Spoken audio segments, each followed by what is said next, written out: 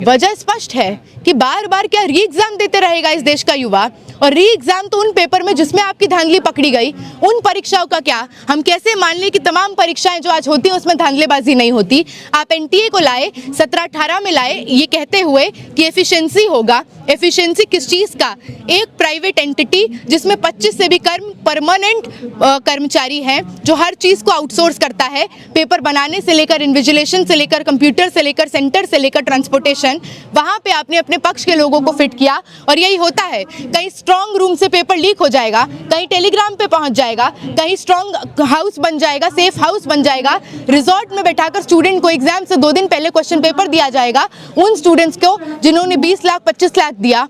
तो आपने तो एक ऐसे ढांचे को खड़ा किया इस देश में जो हर तरह से उन लोगों के पक्ष में काम करता रहा जिनके पास खूब पैसा है।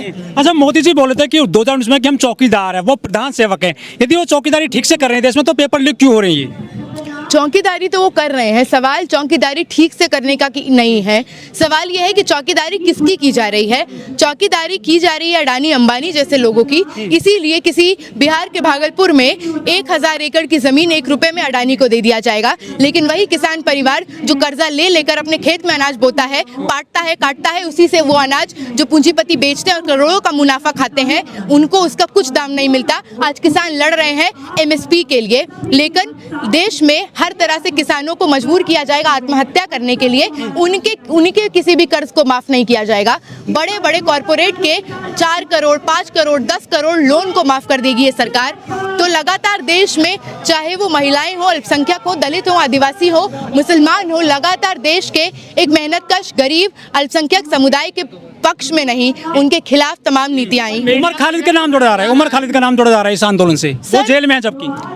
सर, इसकी बात नहीं है ना। यहाँ पे नाम तो सारे जोड़े जा रहे हैं। नाम यहाँ पे जोड़े जा रहे हैं कि यहाँ पे भारत तोड़ने के नारे लग रहे हैं। नाम जोड़े जा रहे हैं, डफली गैंग आ गया। नाम जोड़े जा रहे हैं, टुकड़े टुकड़े गैंग आ गया। तो इसको परिभाषित भी करना होगा। अगर देश बांटने का काम कैसे वो सरकार नहीं कर रही है जिसने आज 13,000 लोगों की जान सालाना ली। 37 दिनों में 19 लोगों की जान गई है, जिनकी तस्वीरें यहाँ पर है। और आप जानिए कि सारी तस्वीरें भी नहीं है, ये सारी तस्वीरें नहीं है। गांव का, गरीब का, किसान का बेटा डॉक्टर बन पाएगा ऐसी हालत में? बिल्कुल नहीं बन पाएगा। और इसीलिए सुनिश्चित किया गया है, ये कोई इत्तेफाक नहीं है, ये सुनिश्चित किया गया। जब सरकारी स्कूलों को आप बंद करते हैं तो आपने ये तय किया कि कौन वो पीढ़ी होगी, कौन वो आबादी होगी जिसको आप शिक्षा से बेदखल करना चाहते हैं, जिसमें आपने ढांचेगत रूप से ये डाला कि आदिवासी, अल्पसंख्यक, तमाम वंचित समूह से आ रहे लोग वहाँ तक पहुँच ना पाए। अंजलि जी, आज जो है 7वां दिन है और सरकार की कानों पे जूनी रेंग रही है। मंत्री जी का बर्थडे भी है। लगातार यहाँ कारवां बढ़ता जा रहा है। कुछ राह आसान लग रही है आपको? क्या लग रहा है? नहीं, जू तो रेंग रही है और सुखबुकाहट, खलबलाहट सब बढ़ती जा रही है। तभी तमाम इस तरह के बयान आ रहे हैं शिक्षा मंत्री से कि देश में आंदोलन कर रहे, सवाल पूछ रहे स्टूडेंट्स को, युवाओं को दहशतगर्द कह दिया जाएगा। सवाल कर रहे, आंदोलन कर रहे युवाओं को कह दिया जाएगा कि रीनीट की परीक्षा हुई, 20 लाख अभ्यर्थी उसमें आए और वो लोग जो देश में तनाव पैदा करना चाहते हैं, केओस पैदा करना चाहते हैं। और कहा गया हम लोगों को संबोधित करके कि हम अगर चाह रहे हैं कि स्टूडेंट्स के मन में भय पैदा कर पाएं तो वो हमारा सफल नहीं होगा अटेम्प्ट। तो बात तो स्पष्ट है कि अटेम्प्ट तो हमारे सफल हो रहे हैं। इसीलिए वो धर्मेंद्र प्रधान जिन्होंने शुरुआती बयान ये दिया कि हम खाली अफसोस प्रकट करते हैं, आज हर तरह से यहाँ पे आंदोलनरत छात्रों को डिसरप्ट करने के लिए हर दिन 4 से 5 गोडी मीडिया के पत्रकारों को भेजा जाएगा, अपने पास के ऐसे लोगों को भेजा जाएगा जो यहाँ पर आकर मारपीट से लेकर हर तरह से उग्र नैरेटिव पैदा करने की कोशिश करेंगे, इस आंदोलन को डिसरप्ट करने की कोशिश करेंगे। बिल्कुल वो सब बताएंगे। देश के किसान जब लड़ रहे थे तो उनको खालिस्तानी बताया गया। इसी देश में आंदोलन कर कर समान नागरिकता के लिए लड़ रही शाहीन बाग की महिलाओं को भी बिकाऊ बता दिया गया था। इसी जंतर मंतर पर रेसलर्स पहलवान जब लड़ रहे थे यौन उत्पीड़न के खिलाफ तो कहा गया कि कांग्रेस से चंदा आता है। इस देश में तो पेपर लीक की कतार में जब सबसे पहली आवाज़ 17-18 साल के स्टूडेंट्स उठाते हैं, वेदांत हो, विसर्ग हो, तो उन सबको पाकिस्तानी एजेंट करार दिया जाता है। तो ऐसे तमाम शब्दों का प्रयोग, चाहे वो आंदोलनजीवी हो, टुकड़े टुकड़े गैंग हो, विभाजन करने के नाम पर पाकिस्तानी एजेंट, चाइना का एजेंट, ये लगातार इस देश की सत्ताधारी वर्ग इस्तेमाल करती रही है।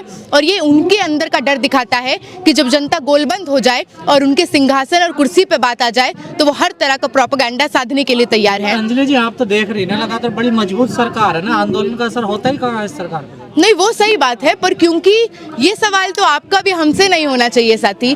हम लोग अगर यहाँ पर लड़ रहे हैं और 7वां दिन है, धूप, गर्मी, बारिश, आंधी, तूफान, भूख, प्यास सब झेलते हुए अपने अपने कमरों, अपने घरों का सुख छोड़कर अगर जंतर मंतर के सड़कों को अपना बिस्तर बनाकर देश की एक युवा पीढ़ी यहाँ पर सो रही है, यहाँ पर रह रही है, यहाँ पर लड़ रही है, तो ये सवाल हमसे नहीं है कि समाधान मिलेगा कि नहीं। ये सवाल सत्ता की कुर्सी पर काबिज उन लोगों से है जो नशे में इतना चूर है पावर के कि आज उनको ये नहीं दिख रहा कि आपसे केवल जवाबदेही लेने देश को युवा यहाँ पर खड़े हैं। ये सवाल तो वाकई में उनसे आज लोकतंत्र का लिटमस टेस्ट है। पर कई बुद्धिजीवी ये कह रहे हैं कि बहुत देर हो चली है देश में। ये बुद्धिजीवी शायद वो लोग हैं जो अपने कमरों में बैठकर ये आराम से बोल पाते हैं और ये अफोर्ड कर सकते हैं कि एसी के कमरों में बैठकर ये टिप्पणियां दी जाए कि अब देश का कुछ नहीं होगा। जिन लोगों को लगता है अब देश का कुछ नहीं होगा वो लोग यहाँ पर नहीं हैं, पर एक बहुत बड़ी आबादी जिसको लगता है इस देश का कुछ होगा और हम ही से होगा, वो यहाँ पर लड़ रही है। कितनी बड़ी आबादी मानती हैं आप जो जिसको लगता है कि कुछ होगा?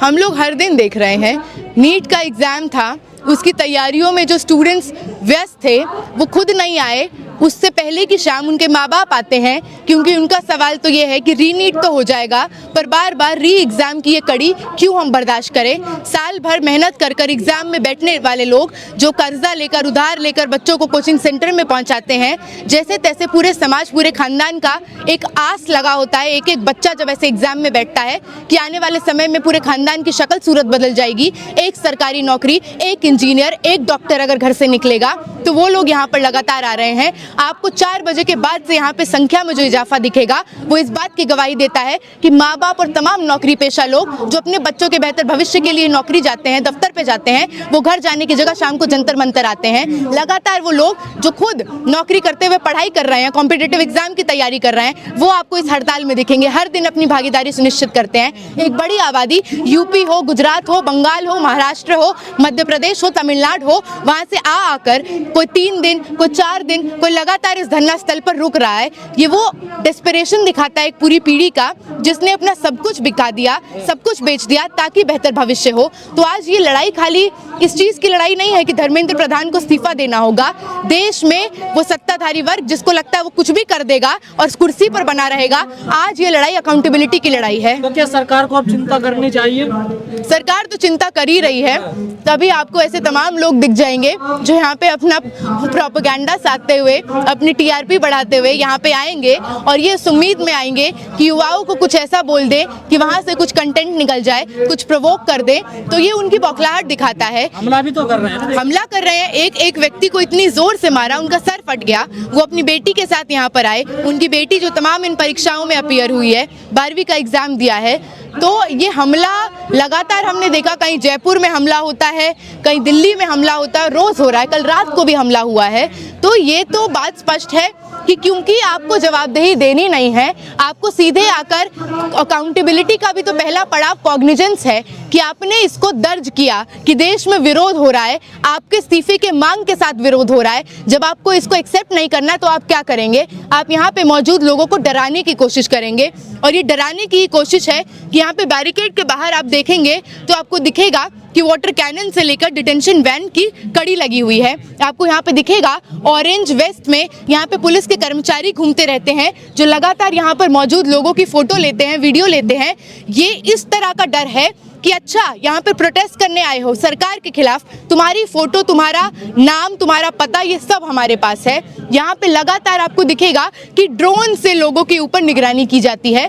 तो हमला और निगरानी खाली फिजिकल नहीं होता, साइकोलॉजिकल भी होता है, जिसकी पूरी कोशिश यहाँ पे पुलिस व्यवस्था को आप दोनों आर पार बैरिकेड्स के देख लीजिए, वो देख के आपको मंजर समझ आ जाएगा। तो क्या सरकार की शिक्षा के प्रति कोई प्राथमिकता है या छात्रों को लेकर तो उनके भविष्य के लिए? प्राथमिकता तो है पर छात्रों के प्रति नहीं है, मुनाफाखोरी के प्रति है। हर तरह से धांधलेबाजी अच्छे रूप से हो पाए उसके प्रति है। यहाँ पे कई लोग ये बात कह रहे थे कि धर्मेंद्र प्रधान बहुत निकम्मा और नकारा शिक्षा मंत्री है।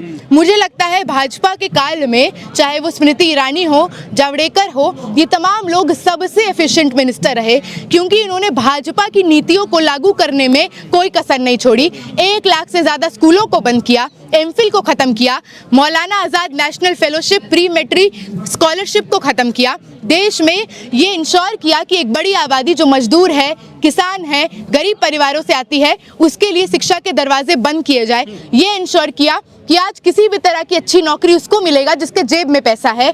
तो ये एक बड़ी जनता के लिए तो विफल है लेकिन सरकार के लिए बहुत सफल प्रशासन रहा। यहाँ से न्याय मिलेगा? यहाँ से पहलवान बेटियां खाली हाथ गई थी, किसान भी खाली हाथ गए थे, अब आप आ गए हैं, क्या लग रहा है कुछ मिलेगा आपके हाथ में? मैं बार बार कह रही हूँ, ये सवाल आपको भी बतौर मीडिया हमसे करने की जरूरत नहीं है। हम लड़ रहे हैं बेसिक मूलभूत अधिकार के लिए संविधान के तर्ज पर, जिस संविधान ने हमको अधिकार दिया कि हम शांतिपूर्ण तरीके से अपना विरोध दर्ज कर सकते हैं। ये सवाल तो सत्ता की कुर्सी पर बैठे लोगों से है कि आज जब लोकतंत्र में एक ऐसे देश में जहाँ पे आप कहते हैं कि युवा शक्ति 60% से भी ज्यादा जहाँ पर युवा आबादी है, आज वहाँ की युवा अगर जंतर मंतर पर बैठी हुई है तो ये सवाल उनका है कि क्या हमको न्याय मिलेगा। जन आंदोलन कैसे बनेगा मैम? जन आंदोलन जो घर से आदमी आए, इसको ज्यादा, इससे ज्यादा जन आंदोलन क्या बनेगा?